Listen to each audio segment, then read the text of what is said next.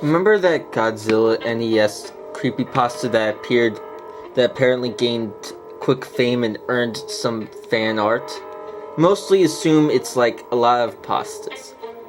That it's just a scary story, and that the images seen were doctored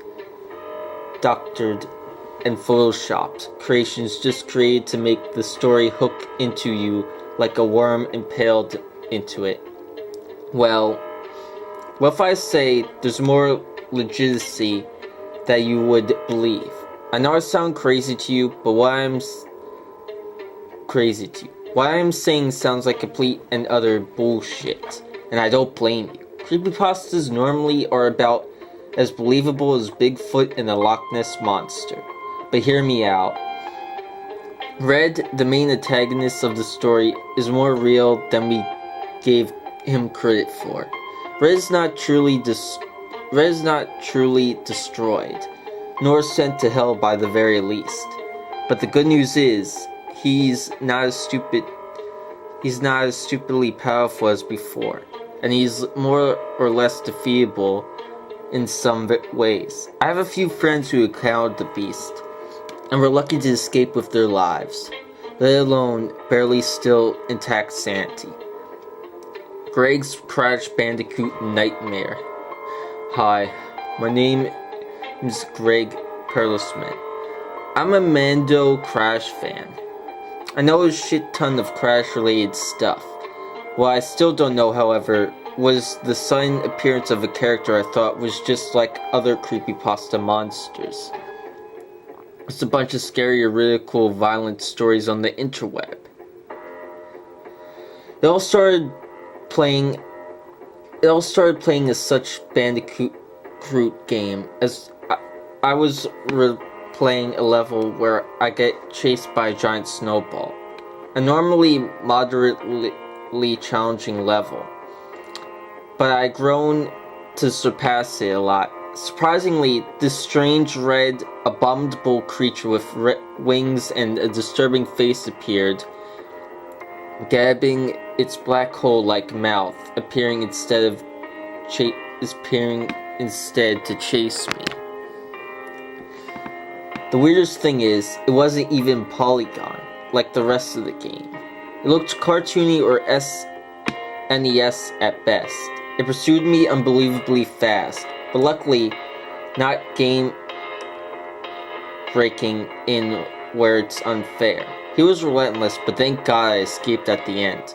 However, the game glitched and I was sent to a boss arena similar to where you battle Dr. Nero. But as it was gonna normally start up, Red appeared again and devoured Nero as a scream was heard. Then Red text appeared. You're next. The fool Zack freed me from my prison in the Godzilla NES when I was cursed into it by Bootman Bill when he evaded hell. But now that I am free, thanks to unwariness, Melissa, I can truly beneath forth horror.